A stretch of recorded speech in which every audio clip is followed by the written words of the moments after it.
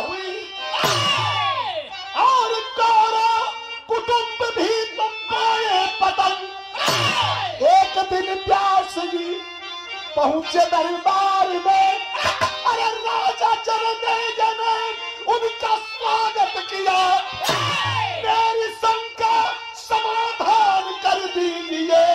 राजा ने व्यास जी से इबादत किया।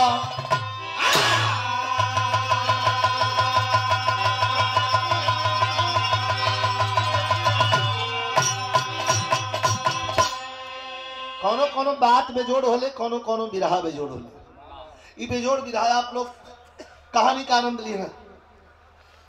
महाभारत की लड़ाई के मैदान में अपनों का बाण अपनी की छाती को छेद रहा था। दोनों खानदान के वीर मारे गए। पांडव बच गईलन तई हो जाए के हवार में सिज गईलन।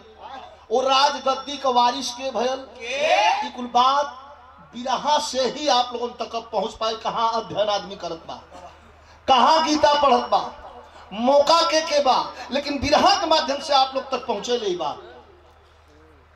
अब कौरव पांडव दोनों समाप्त। हस्तिनापुर की राजगद्दी पर के बैठल? परीक्षित। परीक्षित भी श्रापित प्राणायाम तुनहु का भल श्राप के कारण परीक्षित भी चल गई। अब परीक्षित का बेटवा जनमेजय गद्दी पर बैठल। आज जब जनमेजय बैठल तो ओ समय की स्थिति कलयुग का प्रथम चरण चढ़ गल। कलयुग का तो प्रथम चरण वही समय चल गल रहल जब परीक्षित जाके मुनि जी के गले में सांप लपेट दिले रहल। अच्छा ही नहीं से पूछा भी कलयुग। कलयुग परीक्षित से ही पूछा था कि महाराज हम कहाँ रही? धीरे से हम कहाँ रही? तो कह दिया कि तू सोना में रहा, सुंदरी में रहा, मदिरा में रहा, जुआ जहां रहा था वहां रहा, झगड़ा झंझट कतल जहां होता बलवा वहां रहा। और सोना का मुकुट पहले ना वो पहले वही पर सब हावी हो गए। आई गई ना ठेमुअल सांप उठा के मुनि जी तपस्या करते हैं, वही गले में पहना के अपन चल गई। श्राप के कारण वही सर्प जी करके कई समा दिने मुनि जी के दशरथ मर गई। अब उनका बेटा जनमेजय गद्दी पर बैठ गए हुन तो इनके चिंता कि हमारे खानदान का ऐसा लोग और सब मार गई। व्यास जी के दरबार में पहुंचे हैं और व्यास जी का चरण स्पर्श करके और पूछ रहे हैं जनमेजय एक लाइन छायावाद भाव हो कैसे?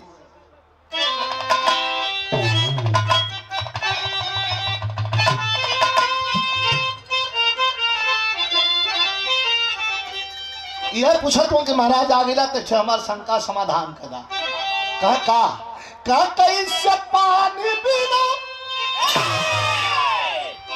कैसे पानी बिना पंछी अरे मुरझाई गई, अरे मुरझाई गई हो जबरसवा, अरे जबरसवा भरल बा गगरिए में।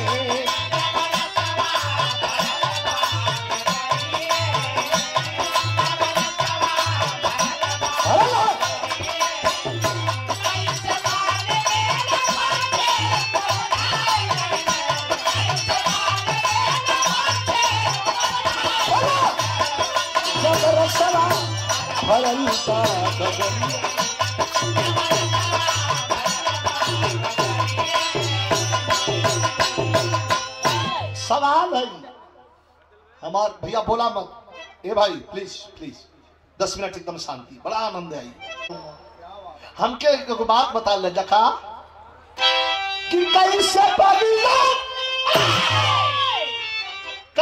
बगिला फुला कुमिलाई गई, अरे मुरझाई गई, अरे जबर रहले हो जबर रहले बसंत फूलवरिया में।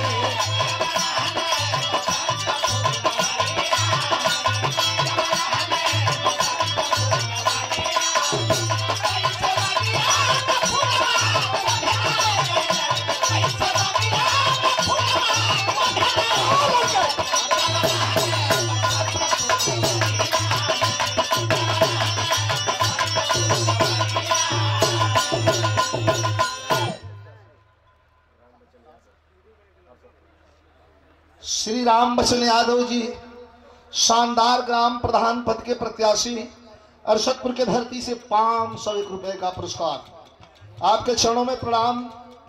ये बिशनपुरा के धरती से ही पुरस्कार मिलल हो।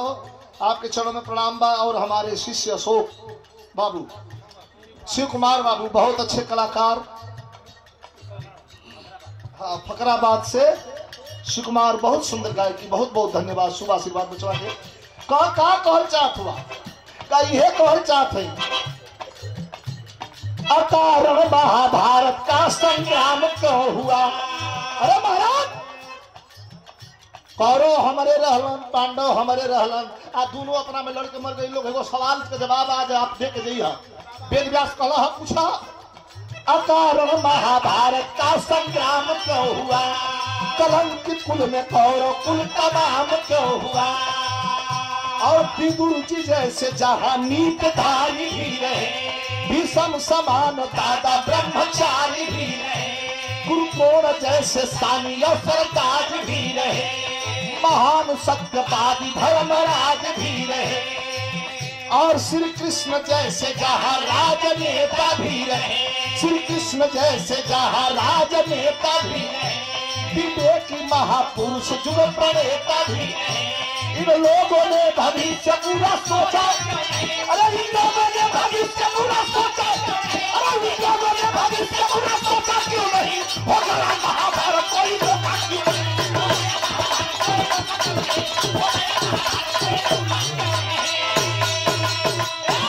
ये लेखनी है।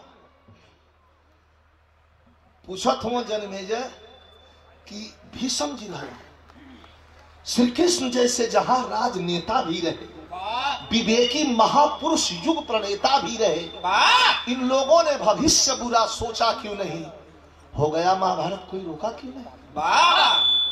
ये महाराज ये बताएं कि क्यों रोकलस ना।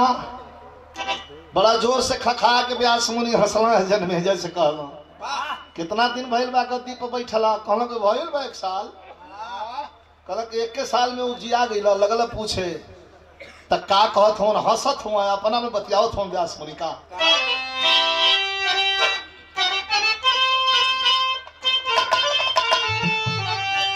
कहल कि शंका के समुद्र में गहराई गई हो, अरे राजा ज्ञान के डहरिया भुलाई गई।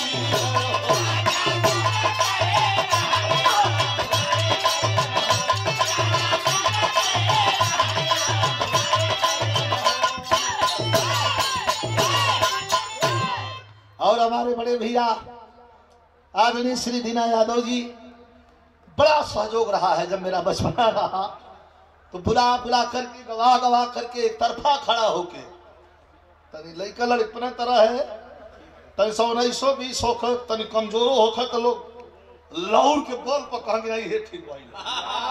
हमारे दीना भैया के द्वारा ये 1100 रुपए का पुरस्कार माला दे के सम्मानित किया गया। दीना भैया के बहुत बहुत प्रणाम बा।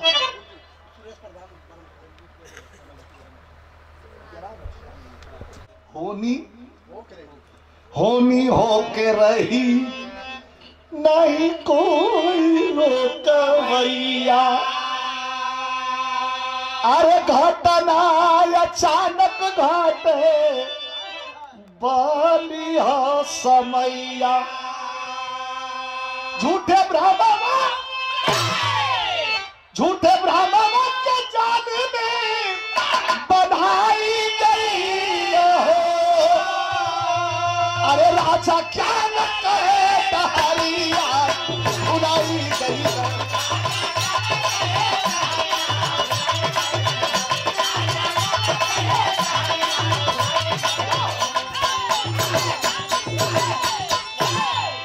भ्रम हो गई बात तोहरा।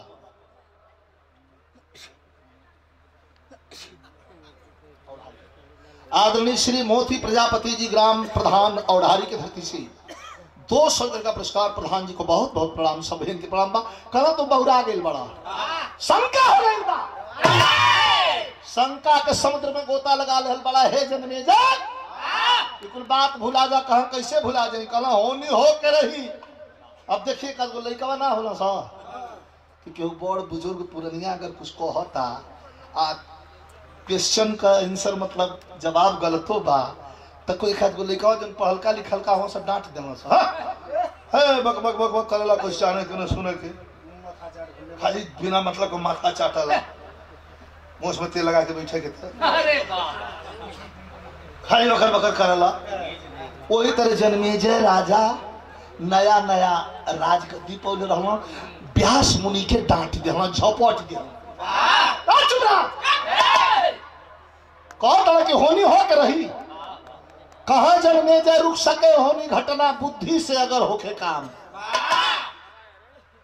बड़ा ध्यान दे सभी होनी टल जाई अगर विवेक से काम लहल जा बुद्धि से काम लहल जा तो होनी टल जाई तो कहा व्यास तब दे के प्रमाण समझाई ऐसे ना समझाई होनी नहीं टली बलधाम। ए राजा हम जाई कहल कहा जाई बाकी हाई कुल उपदेश हर जगह मत दे कहला ठीक बात तो हम जाते बने लेकिन तोहरा के 3 महीना का अल्टीमेटम देता नहीं।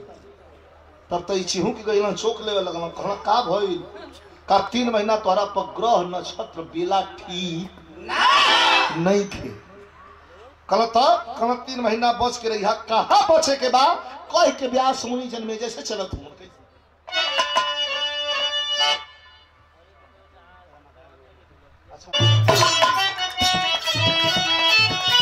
सुना हो जाता नहीं हम लेकिन कह के जाता ना अरे कह व्यास जी 3 महीना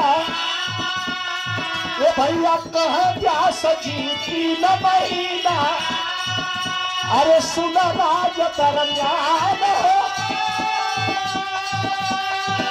अरे मत जाना तू महल से बाहर मत जाना तू महल से बाहर हे राजा गुलवान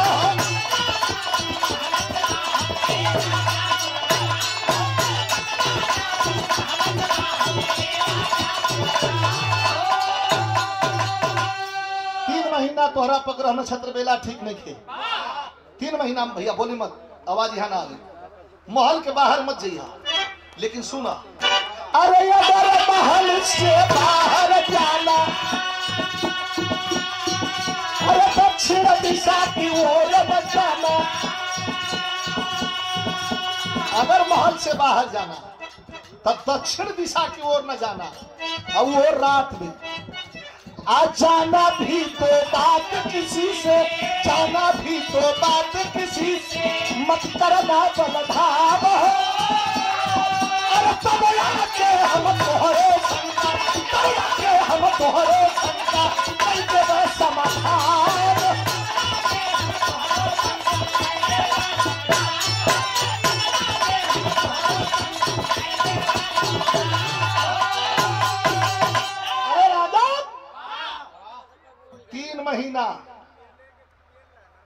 तीन महीना मना कर दे भैया के बा कल ठीक बा आ निकलबो करिया तो दक्षिण दिशा में मत जइया कल ना जाई कल जइबो करिया तो कैसे बात मत करिया कल महाराज हमरा कौन जरूरत बा काहे के जइबे करी लेकिन कभी यहाँ भाव खतवा चल गेला कल 3 महीना बाद लौटो तो कभी कहत की गहराई मालूम सागर की नहीं पंछी पंछी भले लांघ ले पर्वत की ऊंचाई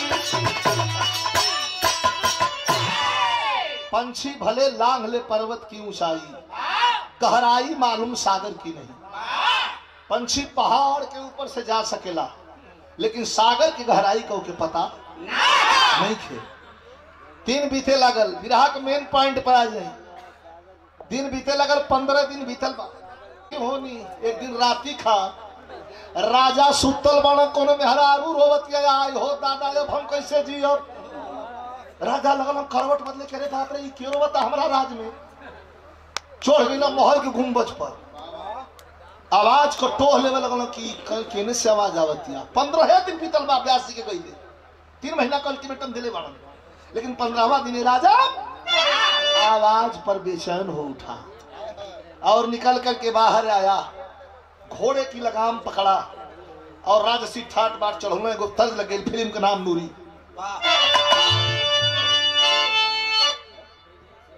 आदरणीय श्री ब्रजेश यादव प्रधान जी और सतपुर की धरती से पुरस्कार दिले बनी भैया के प्रणाम बा। कवन तर्जबा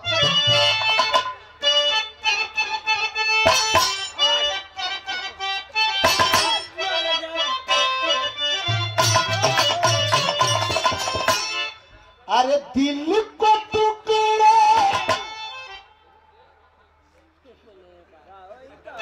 दिल को टुकड़े टुकड़े करके मुस्कुरा के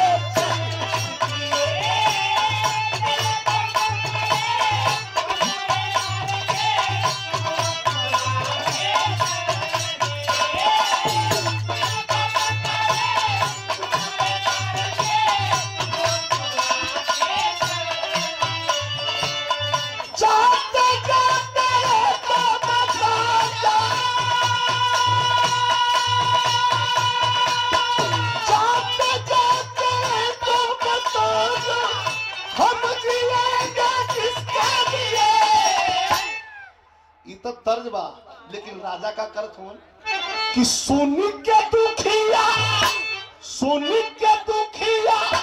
कारो ना राजा, सोनी के दुखिया कारो ना राजा, तेगा उठा के चल दिए।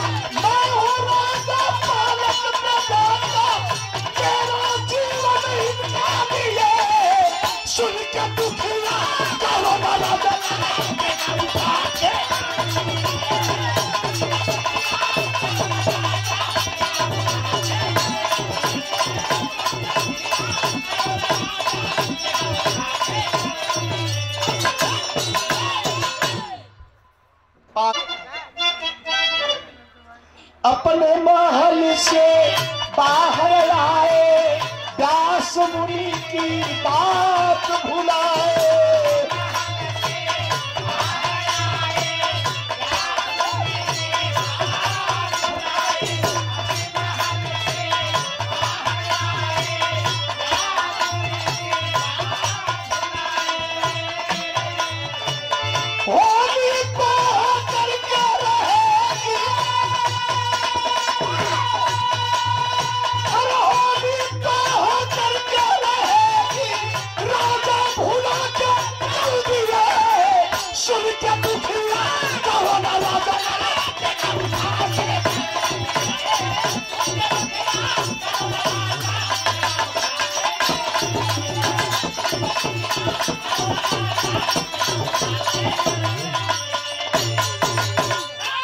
कैसे कटले रहा कि चुप रहा, बुद्धि से काम जाई तो होनी ना टल जाई, होनी तो होकर के रहेगी राजा भुला के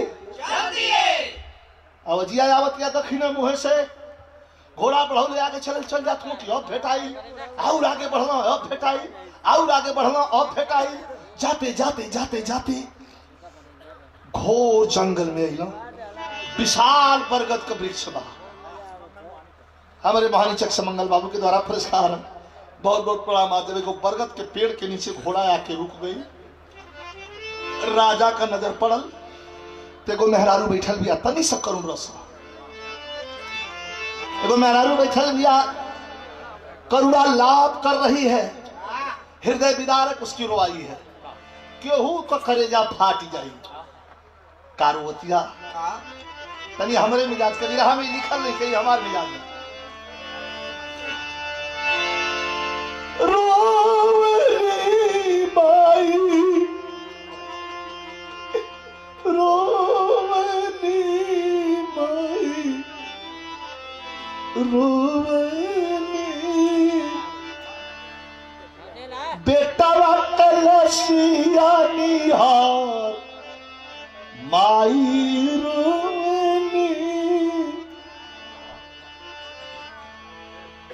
बुढ़िया को टांगल रहे सूली पर सुगन रोवेले मतारी कहवा दे दे परन अरे धोवनी माई धोवनी माई धोवनी अपने चरवा के को माई धोवनी। राजा घोड़े से उतर गया। जन्मेजय राजा पूछा कि रे मां, इस राज का राजा हूं जहां तू बैठ के रो रही है रे पगली, बोल क्या तकलीफ है। तो ऊपरा दिखावतिया का दिखला से ऊपरा कि अरे राजा जी के तैया राजा जी के पर गई माई रोवैली जेकर टांगल सूली पर सुगना माई रोवैली।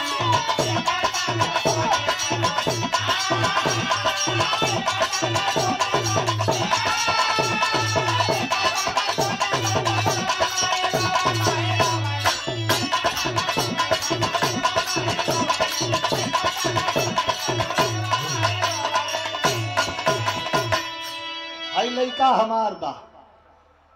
राजा भौचका के घोड़ा पर उतर गई। अरे तुहार लड़का बात ऐसे कह के मरले बा। कल चिन्हत नहीं खी कुल डकैत मार के चल गई माना सब। भैया अब का चाहता रू कह कि बस एक बार अपना लड़कवा का मुहवा चूम के अपन प्रेम अपन ममता बरसा लेती, ममता बरसा लेती तो दिल के तसल्ली मिल जाए। बाबा राजा राज धर्म का निर्वाह किया। तो राजा कहलो हमारे कंधे लसिया ऊपर है वहां भेटा तो नहीं खे ते काम कर रही है आवा। तो राजा कहलो हमारे कंधे आवा चढ़ जा बुढ़िया माता हो, चूम के बेटवा के मुहवा तू पूरा करला नाता हो। अरे चढ़ा के राजा यही कंधे पर जनवा माई रोवैली खड़ा हो गई है सूली के सबनवा माई।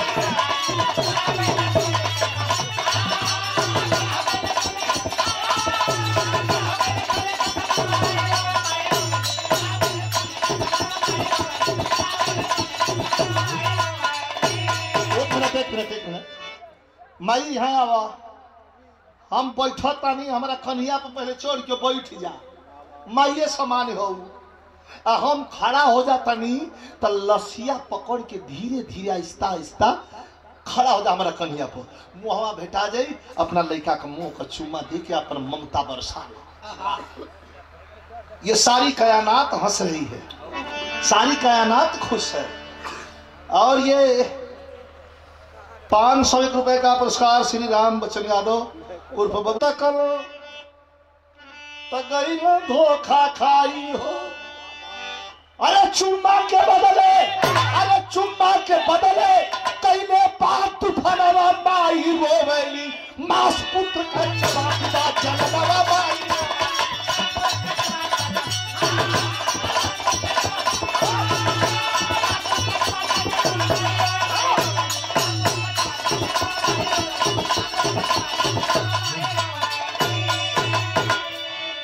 चुम्मा के बदले कैले बा तूफानवा उ चुम्मा देतिया राजा के कंधे पर खड़ी हो के पिशाचिनी कुलघालिनी का रूप बना के बड़ा बड़ा दांत कर कर वही लसिया का कपोट कपट की खातिया।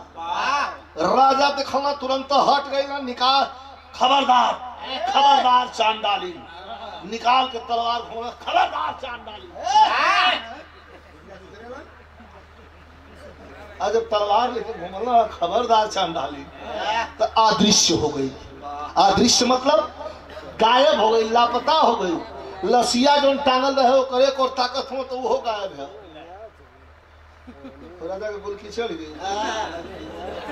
देखा ना साला हम फंस गई। नहीं कहा म्यान में तलवार धैला घोड़ा पर बैठला कहा अरे यार बड़ा इतनी नई चीज सुना दी, बहुत बुरा फंस गई। नई चीज सुना दी, आल्हा में नई चीज।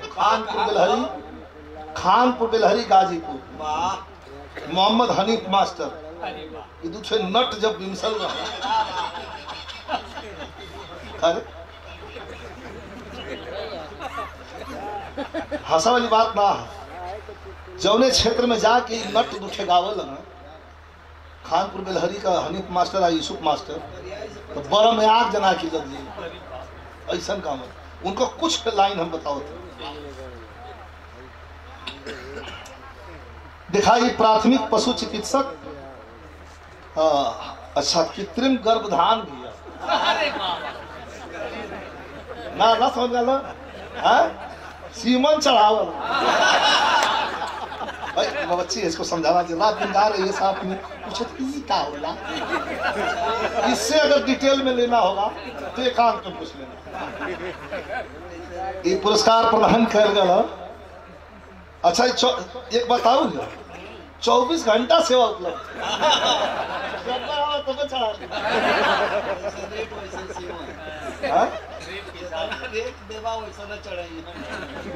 हम बिना रेटा के चढ़ा दें तो कौन कौन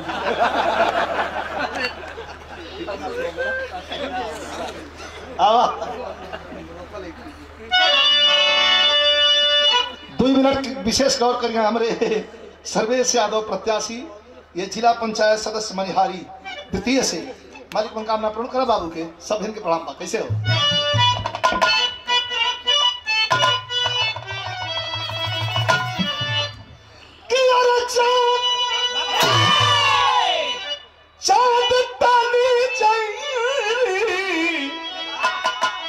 सूरज टली जाई है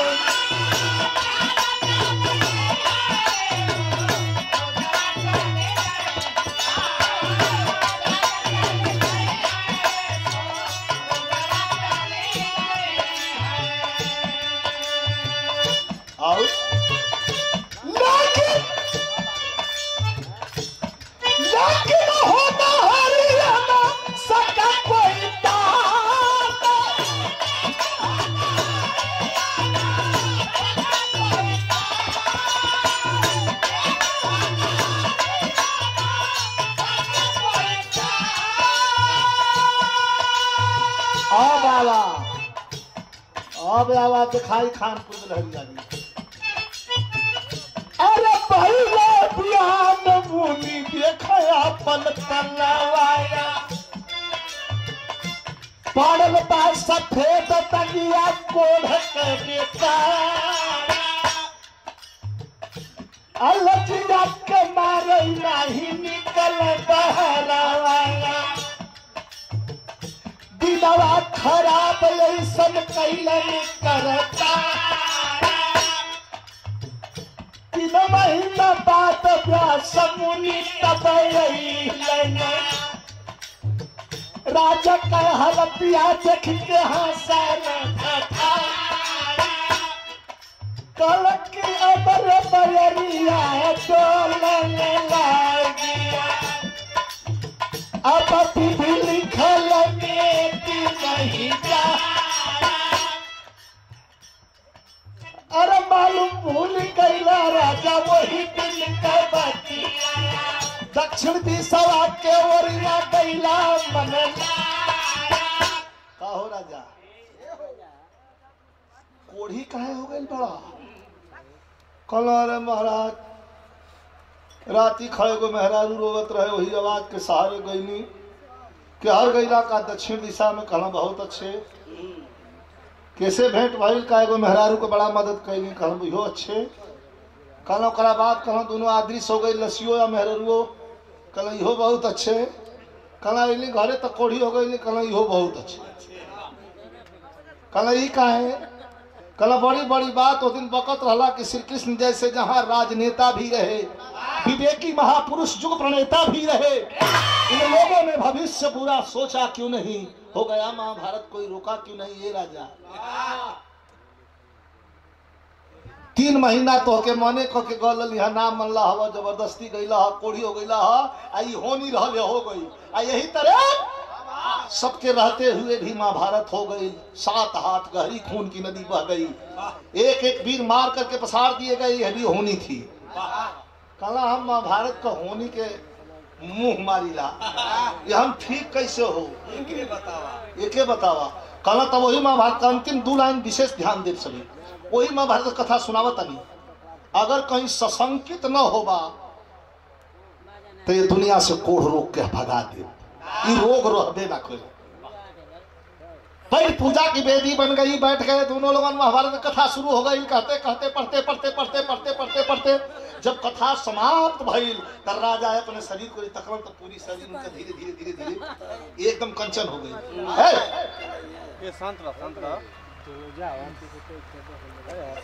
शांति से बैठा मदरा को कपार पर बार झड़ गया वहीं लंठाई इतना शांति से बैठा लेकिन तरी साल लेकिन लगल बा कौन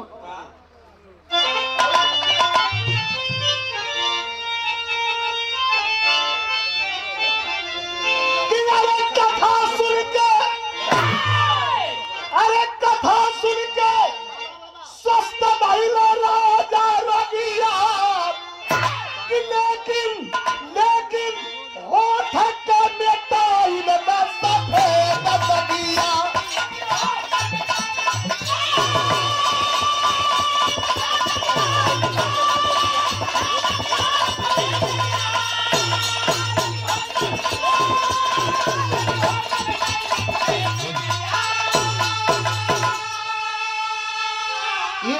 सारण सब कथा सुन के स्वस्थ भइल राजा रोगिया पूरी शरीर का कोढ़ रोग खत्म हो गई लेकिन होठ का मिटाई ना सफेद दगिया होठ उजरे बा मुनि जी पूछलन का हो कहीं शंका कैला का कथवा हो कल कहा शंका कैला कहा महाराज जब रुआ बतावे लगल है कि भीम जी तोहर दादा उठा के हाथी लगल आकाश में फेंक तो हम शंका कैले कि हाथिया कुल गइलो तो वही पर रोई गइलो सो कैलो सब कल बाढ़ तो बाढ़ गल न भात अपने तो गईला कल तो उठवा ना ठीक होई कल हमार काम चल जाई अब झंख है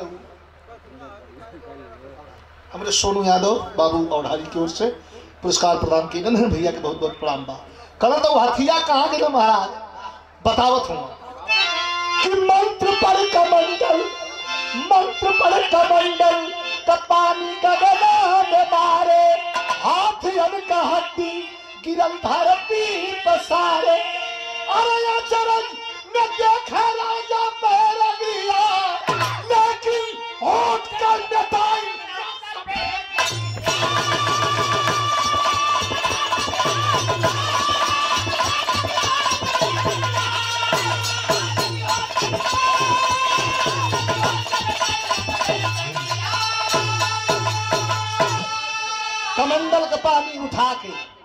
कमंडल का मंत्र पढ़ के जब आकाश मार्ग में मरला है तो हर हर हर हर मोटी मोटी पलंगरी के गोड़ा में धाड़ धूड़ भाड़ भूड़ लगल हाथिन का हड्डी गिरे राजा चलना भाग अरे मदवा ये मगज फाड़ दे कैसन कुल कहल घबरा मत कर क्षेत्रफल है जितना बनले है उतना तो गिरी आखिरी लाइन है हरि अनंत हरि कथा अनंता कहता गुरु बिहारी स्वर्ग चंद्रिका कवि बच्चन जीवन गहराई मालूम सागर की नहीं विजयी प्यार लाल की कूद उठी सहनाई गहराई मालूम